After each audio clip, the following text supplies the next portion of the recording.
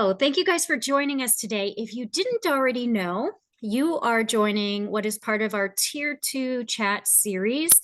This is the third of 4 chats in our Tier 2 Tuesday coaching series. These chats are all going to be recorded and available. So if you missed any of the other ones, you can go back and watch those. They are on our YouTube channel and in our TA chat folder on our website. You can also reach out to your TA support from the project, and they will gladly send you a link to any of those videos. Our content for our chat today is going to be matching students to standard protocol interventions. And we will have some time today to have some discussions about matching students to interventions. So I'm really hoping to get some good participation because you guys are doing some amazing things out there. And I think it's great when we can all learn from each other. If you don't already know, my name is Betsy Lazega, and I am with the Florida PBIS project. I'm usually the person in the background during the chats who helps to man the chat room and make sure that it flows smoothly. So I've got my hand in a different basket today. And so hopefully I'll give you some good information about matching students to intervention at Tier 2. So our objectives for today, we want to help you to identify the best interventions to use. And we know those best interventions are the ones that are evidence-based. So we'll start with a conversation about that. Then we're going to talk about what it means to select standard protocol interventions and other types of protocols we can use for intervention selection. We're going to give you some examples that we found this year from our model school applications that show best practice when it comes to doing these things. So you can get some real world examples, and we'll show you some tools that we have within our project to help to support implementation. And then of course, we will give you the opportunity to ask questions and share information at the end. So just a little review. You saw this if you attended either of the last 2 Tier 2 sessions. This is our overview of that Tier 2 behavioral system. And I'm going to ask if Brooke, if you could put the link to the handouts into the chat. This PowerPoint presentation is in PowerPoint or in slide form and handout form, and it has links to all of these documents. So if you want to have access to this one to print, this is a nice overview of that whole process for Tier 2. And so our first 2 chats, we were talking about identifying students at Tier 1 who may need that additional support. So are they receiving that Tier 2 support, or excuse me, that Tier 1 support? Which students are maybe not achieving success at Tier 1? How can we identify those decision rules to see who should receive Tier 2 support? And so that was all covered in our chats before this one. And so today we're going to be talking about that middle section. How can we, once we've figured out these are the students that we think need Tier 2 support, how can we match them most appropriately to interventions? So that's the section that we're going to be working through today. So we're going to start off in the chat with just some questions. If you could share some successes and barriers that you feel like your school or your district has experienced in this part of Tier 2, identifying and planning intervention. What are some things that have gone well? What are some things that have been barriers? And so let me open the chat. Ooh.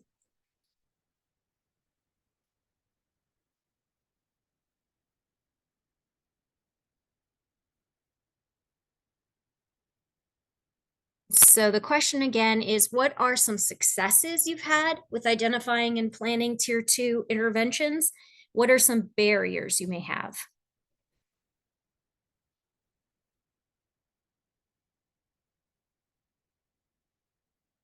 Jennifer Hall, thank you so much. One of the barriers, she said, is teachers not knowing how to implement Tier 2. Excellent. We actually hear that one a lot. That's a pretty common barrier, is making sure that we are equipped with the tools we need to actually implement the interventions. Samantha, thank you.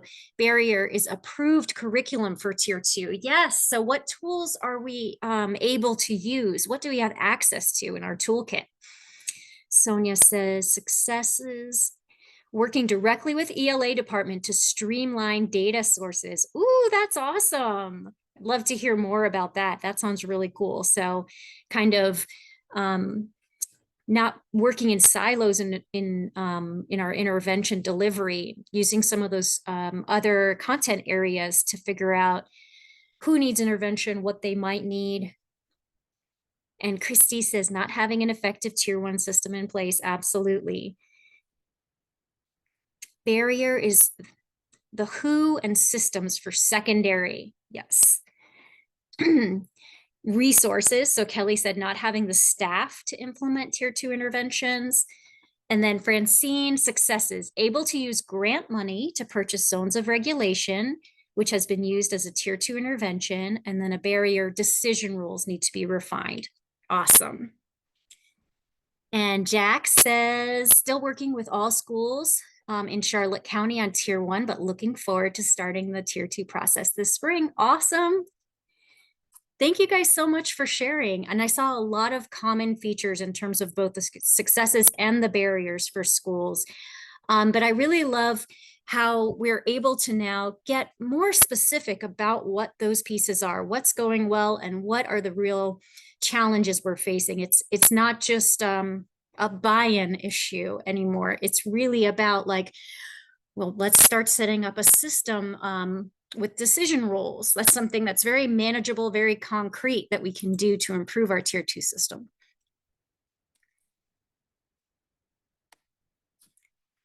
So some information about selecting those evidence-based interventions. So I saw that come up in the chat, knowing what to use, how to use it, making sure it's something we're allowed to use. Those are all issues that we face. And so we do have this 2-page handout that gives a little bit more of that background about what does it mean to be evidence-based versus research-based, and what are those levels of evidence that we can look for when we're determining what interventions to use.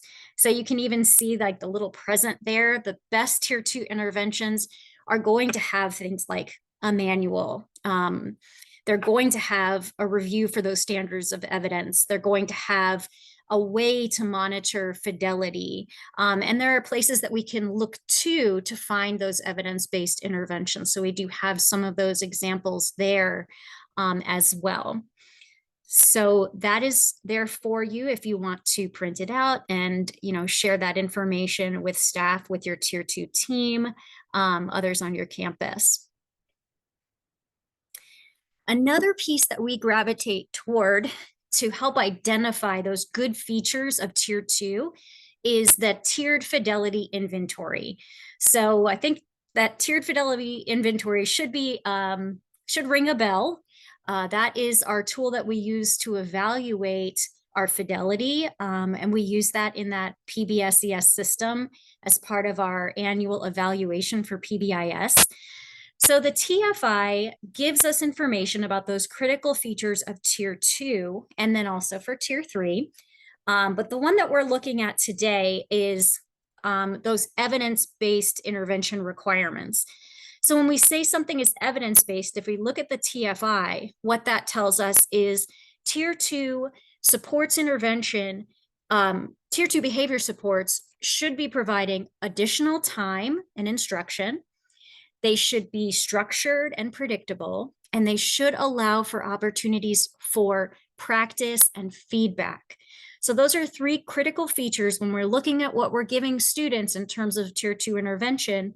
Do our interventions match with those critical features that we see in the TFI?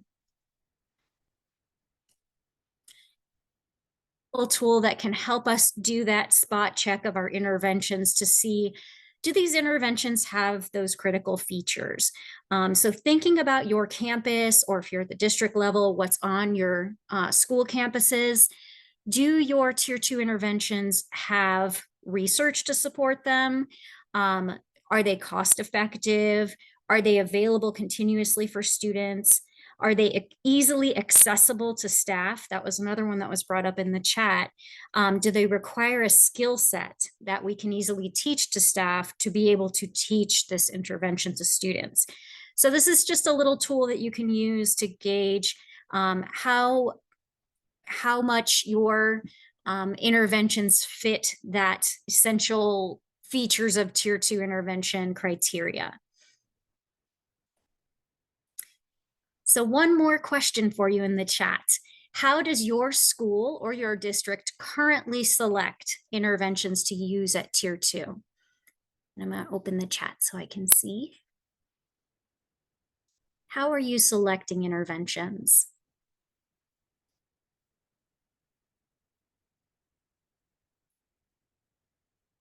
And I know Francine said earlier they had some grant money, so they were able to use zones of regulation as one of their Tier 2 interventions. Are there other interventions that are provided to you by the district?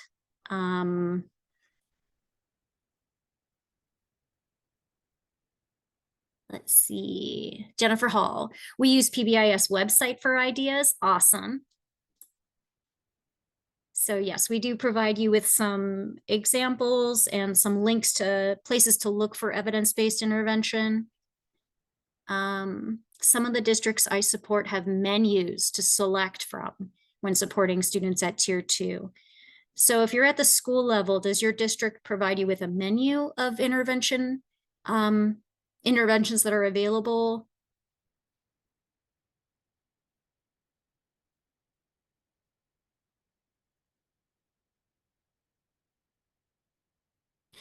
Rebecca, she says, we provide intervention menus and collect data on current interventions to determine interventions to continue using. So they actually, that is in Santa Rosa County. Hi, Rebecca. Shout out to Rebecca. So her district actually has a menu of interventions for schools to select from, and then they collect data at the district level to see the effectiveness of those interventions that schools are using. So are we getting the most bang for our buck for the things that we're currently using for intervention support? I appreciate you chiming in.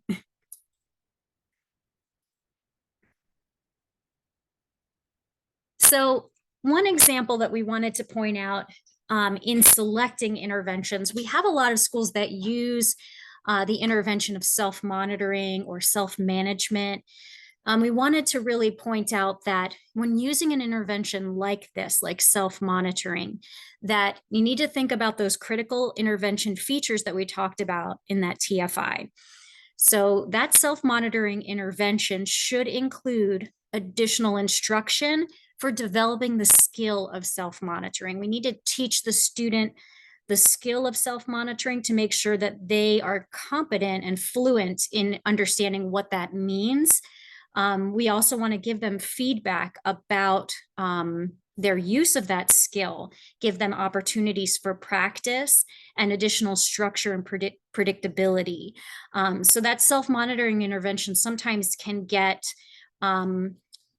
simplified to the point where it may not have all of those critical features, but really we want the students to not only be self-monitoring, but to understand what that behavior is, to teach them how to self-monitor. So that's a skill set that they have in the future that they can continue to use.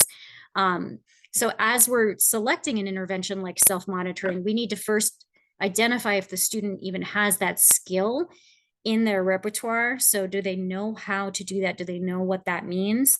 And then we want them to be able to discriminate when to use that skill. So we're going to be having them identify specific things they'll be monitoring. We're going to have to teach them how to collect data on that, have that set of procedures for the student to use. And we're going to need to monitor their progress in the use of that skill. So what on the surface first seems really like an easy intervention does have some more steps to it. And so this is actually an example from our model schools applications. And there were a couple of different intervention ideas that were highlighted in this application. This was from Royal Palm School, which I think was in Palm Beach. But you can see the self-monitoring, self-management. It actually has a description, and it has that set of advantages and disadvantages. So we're making sure that we're creating a set of guidelines for that skill set.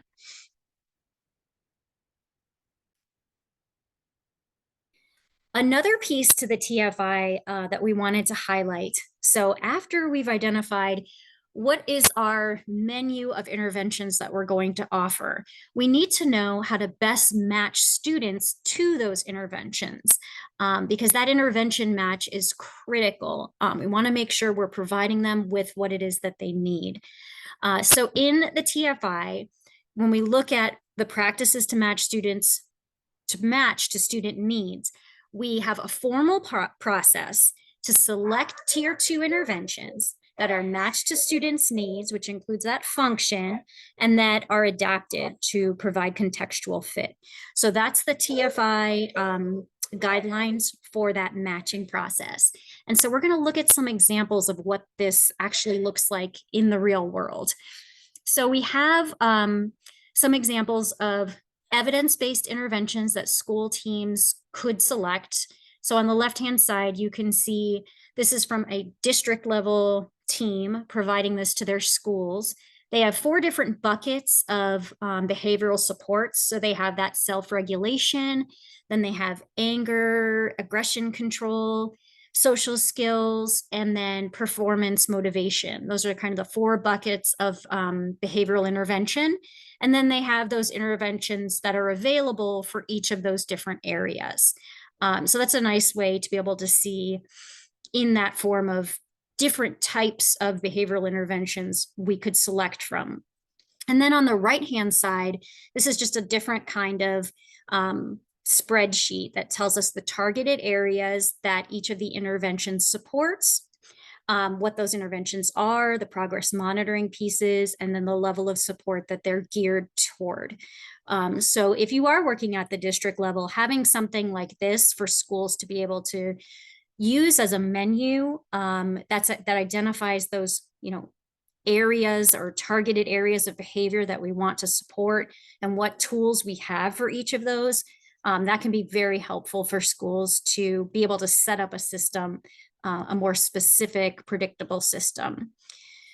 So in the chat, if you could let us know, does your district provide any guidance in that matching process? Like, do you have interventions that are in different sort of buckets that tell you what type of behavior those interventions support?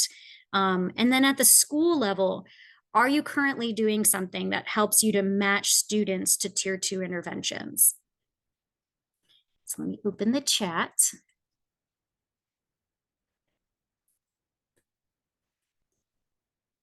Thank you, Jennifer. Jennifer says, yes, we have a chart with menu options. Perfect.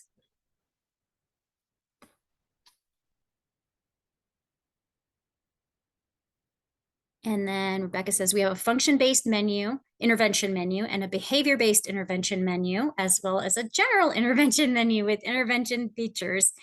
So lots of different ways to categorize behavior and group students by function or intervention need.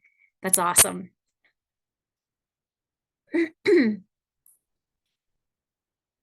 All right, thank you guys, and thank you for participating in the chat. So you've probably noticed that our discussion of tier 2 so far today, it's not centered around like individual students needing more support.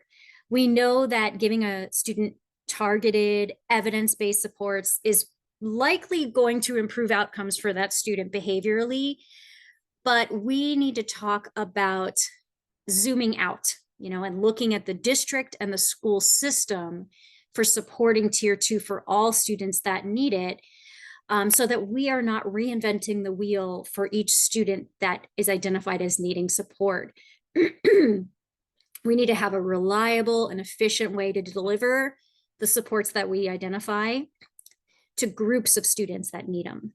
So when we discuss tier 2, we are typically framing support around groups of students rather than individual students and individualized intervention. And students are grouped according to that common need that they may have. So on this slide, you can see some of the guiding questions that can help to think about the different group needs among students. So this isn't meant to be like an intensive process like an FBA, but it just gives us a more efficient way to think about behavior, create those different groups, and provide support. So the guiding questions are around students are not, for whatever reason, demonstrating their tier 2 expectations or rules. And so we may ask, are there students that have instructional needs that are similar, functions of behavior that are similar? Do we have some students that have academic needs, behavioral needs, both needs? So we can kind of cluster our supports together. Betsy? Yes. It's Brooke. I wanted to just chime in because I wanted to highlight, I think that's the guiding questions you just shared with the group here is really important to highlight in thinking about the needs of our students. And it just made me think of the slide, 1 or 2 slides before with the intervention menu, how there was examples either from the district or maybe it's even done at the school level where you can see how they aligned the different behavioral needs with the tier 2 interventions or curriculums that are selected and approved to make these decisions much quicker and save your team time in the long run. Absolutely. Yes. Thank you so much, Brooke. Feel free to chime in if you have additional thoughts. um, so this is just a little bit more of how we're setting up that menu of support, what goes into identifying those groups. We have those areas of concern that we'll be looking at. Are we looking at externalizing behaviors, internalizing behaviors, both types of behaviors? Do we have academic deficits? We want to also highlight that function of behavior, possible function of behavior, which we'll talk a little bit more about on the next slide. And then thinking about those instructional needs. So as your team identifies students that need tier 2 intervention support, we're going to want to dive into some of these questions and areas to see if we can create that less time intensive process of grouping students. And so we don't use like deep dives into each individual student, but we'll look for things like screening tools and interviews and records reviews that give us like a little bit of a snapshot of what the student might be experiencing so that we can place them into these groups. And so one of the areas that we do look at is that function of behavior. So we want to, as much as possible, ensure that our interventions match the function of student behaviors. And in some cases, you're going to have an intervention like check in, check out, right? That's one that we use a lot, or social skills groups. And if we don't correctly identify the function of behavior, we may end up doing something that's counterproductive for the student. So for example, like if we have 2 students, they're both on the radar for needing tier 2 intervention support. The main concern looks identical for these students. They're both wandering around the room during group instruction, right? So anytime there's a group activity, these 2 students wander the room. So we, as a tier 2 team, we determined that both of these students are going to need social skills because we hypothesize that this is because they lack communication skills or social skills to work within a group. So we put this intervention into place and it works really well for one of our students. Practicing those social skills has a really good impact. The other student, it has the opposite effect. Now they're wandering around during just regular instructional time. So at this point, we circle back to that function and we realize that the student who it's not working for is actually well below grade level and just really struggling academically. But when they're at lunch or in PE, their social skills are really good. They have lots of friends, they're very adequate in their social skills. So we actually gave this student an intervention that really didn't match the function of their behavior. Actually may have taken them out of more instructional time, or it may have even upset them because it wasn't really something that they needed. So that's just an easy example of how function of behavior is so important when we're thinking about creating interventions that match need. And you can see on the right-hand side that little snippet with the different intervention types and what those interventions target in terms of function. And we'll have a couple more examples of that throughout. So just to summarize what we've done so far, we've been talking about using data sources and decision rules. We did that in the last chat to identify who needs tier 2 support. Then we have to identify what evidence-based interventions we have for tier 2. And from there, we try to determine through a little bit of a review, small review, the likely function of behavior. And now we have to think about grouping students into intervention. So you can see that there are 3 basic approaches that we can use to conduct problem analysis at tier 2. The first option, this is like our most simple way of creating groups, and that is called that standard protocol intervention. So as you go across, they become a little bit more complex how we group students. So for most students, we should be able to start with that standard protocol approach. That's where we kind of identify needs and provide evidence-based, kind of ready-to-use packages of intervention. And it's kind of a plug-and-play approach based on the needs. But sometimes, students aren't quite as easy to classify, and we may need to do a little bit more adjustment. So we may need to do some adaptations and some tweakings to make a better match for those students' needs. And then that last category is that much more individualized, customized approach for students that really are more complex in their needs. But overall, for most of our students, when we're talking about tier 2, we can at least start with that standard protocol approach. So we've really worked out most of the details of the groupings, the interventions, what functions those interventions are most likely to meet, and it's all ready to go. And then other times we may have to do some adapting. So I'm actually going to skip this one and go on to the next so that we have enough time. So when we're thinking about matching students to interventions, this is that same graphic that we saw earlier. We can, oh, I'm so sorry. Bear with me for just one second. We use data to determine the types of supports a student needs and the groups of students. And so this is an illustration of the functions of behavior, some of the common interventions that we have for each of those functions. That's on the right-hand side of this chart. So having a chart like this, if you don't already, can be a great reference tool for your tier 2 team to have when you're making those groups. And this is another example that helps to illustrate grouping students for standard protocol. So this is something you would do in advance of even having students in groups, like figure out what you have and then figure out which students need that support and where to put them. So this is a school that identified, for example, 25 students that need additional support. And they grouped them into these 3 groups initially, matched to those evidence-based interventions. But if you think about it, for some schools, you might have these 3 groups, but we know that group instruction, that social skills instruction, coping skills, they can be more resource and time intensive. So for some schools, they may actually just start where appropriate with check-in and check-out, and then make adjustments, monitor the response and make adjustments to see who needs that group instruction.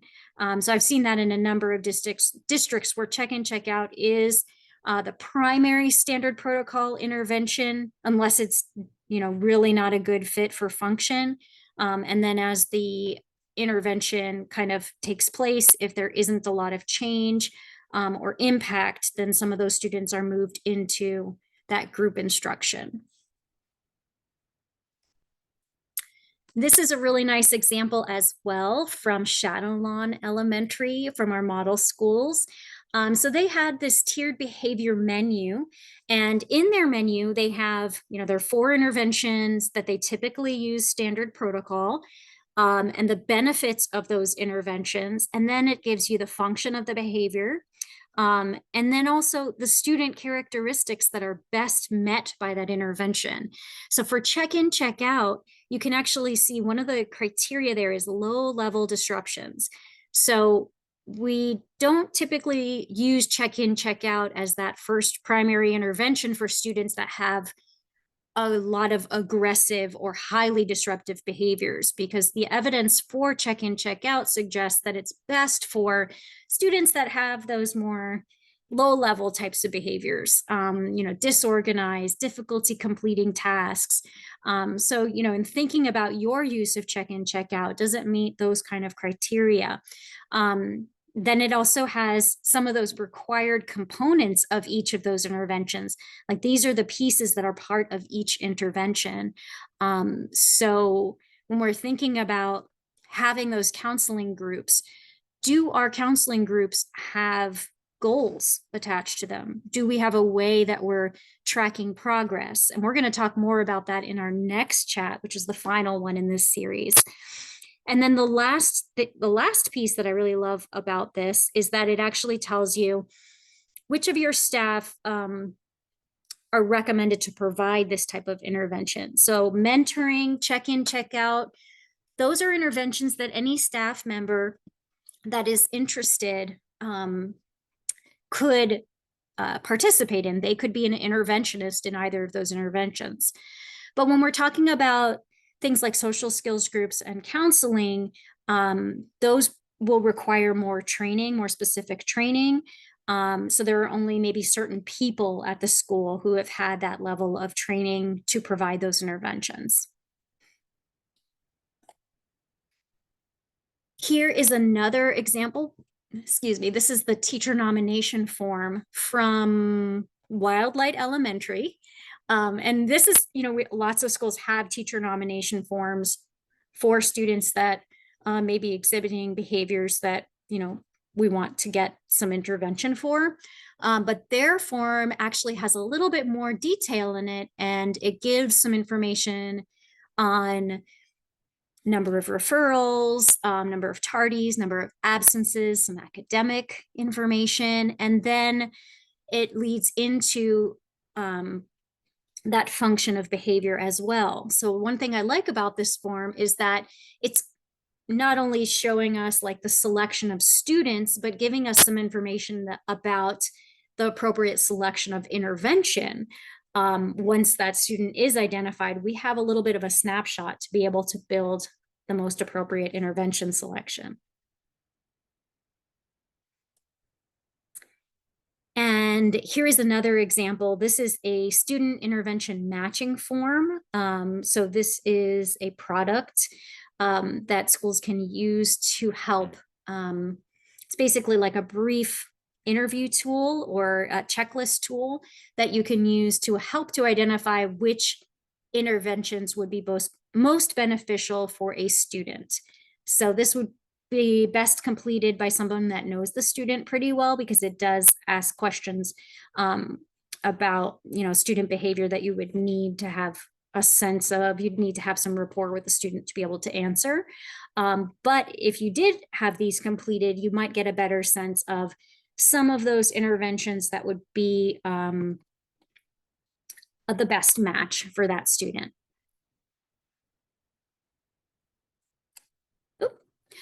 And so just a little bit of a sneak peek for next week. We've talked now about decision rules for identifying students who need Tier 2 support. We've looked at ways to create groupings of students to ensure that interventions are more likely to meet the function of behavior. And in our next chat, we're going to start looking at um, some of those outcome pieces. So how do we measure intervention fidelity? How do we measure intervention progress? We're going to be diving into those murky waters that I know we've gotten a lot of requests for information, more information about intervention fidelity. And so we'll be talking about that during our next chat. And so hopefully by the end of this series, your team will feel more confident with these topics that we've been talking about at Tier 2. And this is just a little bit of an example from one of our model schools in Duval, showing not only the interventions, what criteria are to be in this intervention, but there's also some outcome measure information and fidelity information. So that is going to be happening at our next chat. But I wanted to make sure we left my computer just went dead, some time for questions. So if you can, in the chat, if you have any questions for us in relation to Tier 2 standard protocol, now would be a great time to ask. And Brooke did in the chat put in the date for our next chat is February 11th from 10 a.m. to 11. And there is a sign up in the chat box. Shout out to Duval from Tina. I'm going to go ahead and go to that last. And Brooke did give us the slides for today's chat, which is in LiveBinder. So there's a link to that in the chat box. Any other questions or things that you want to know about Tier 2 standard protocol or grouping students?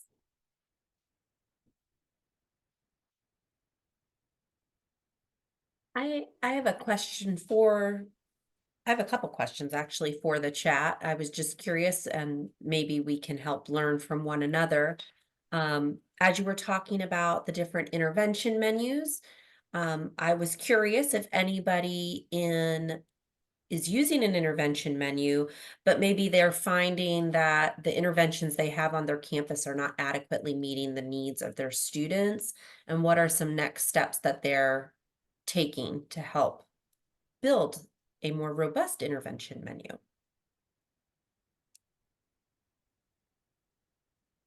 If it's easier to unmute yourself, you can do that.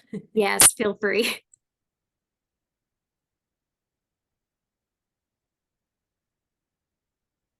I might need you to ask the question one more time. Sure. For any of our schools, or if you're a district coach and you know your schools have an intervention menu like what Betsy had shared, that we have check-in, check-out that helps with these minor disruptive behaviors. We've got social skills groups for these types of behaviors. Are you finding that perhaps the interventions you have available do not adequately address the needs of your students? And if so, what are some of the next steps that you've started to take in building up that intervention menu, I guess is the question. And maybe you don't know.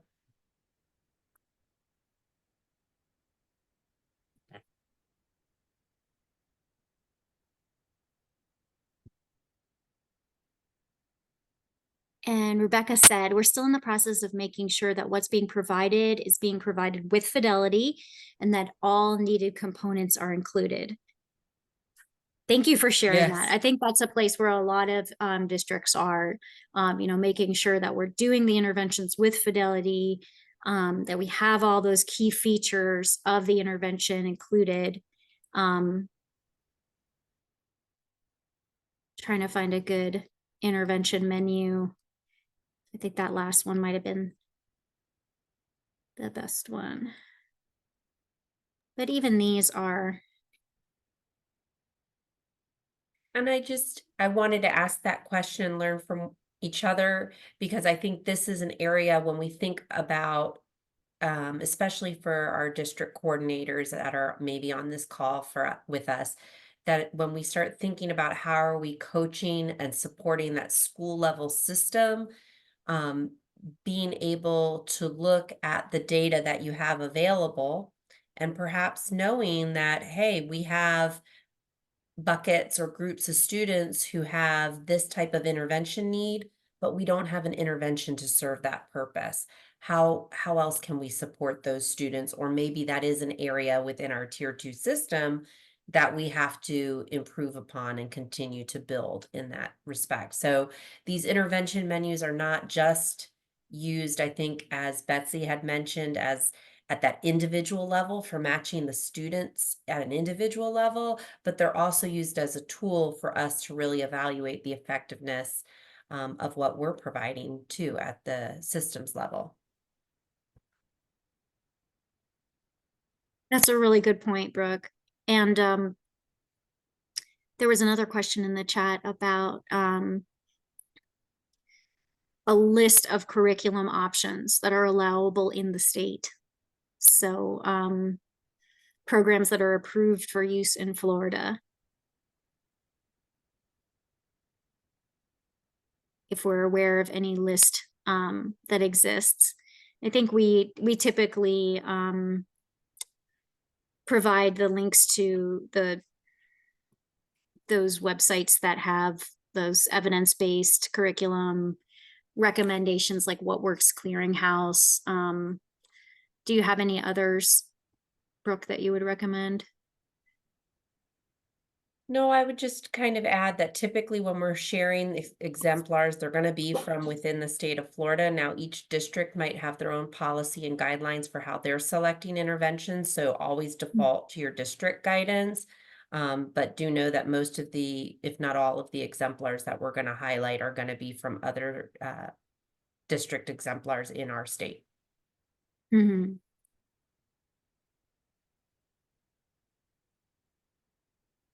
Any other questions you all might have for one another of what's working and what's not working?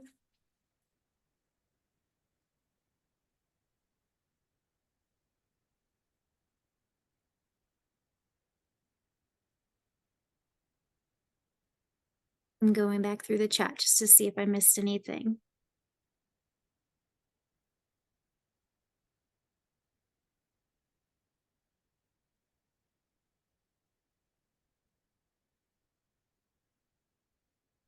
Oh, Jack said, we collectively review common early warning signs and align the school's core team and the interventions and supports they are providing at the school.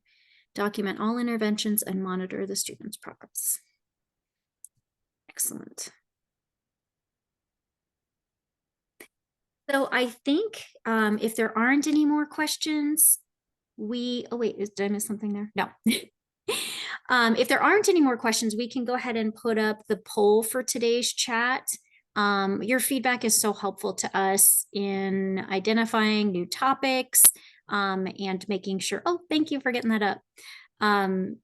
And making sure that we're increasing your level of comfort with the topics that we talk about, particularly at tier 2. So if you can go ahead and fill out that poll, that would be very helpful to us. It should pop up in front of your screen. And then I'm going to post the last slide, which is our contact information.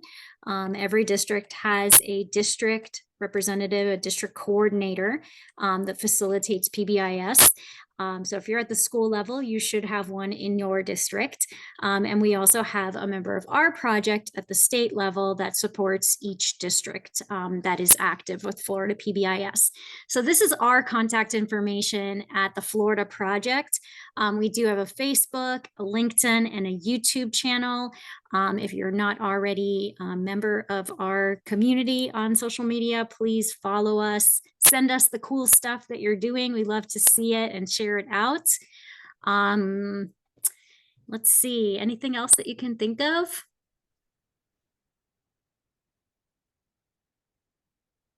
No. Go ahead and look. Thank you, Nope. Robin. Well, I will stick around for a little bit. If you have any questions, feel free to stick around. Otherwise, I hope you guys have a wonderful rest of your day and a great week.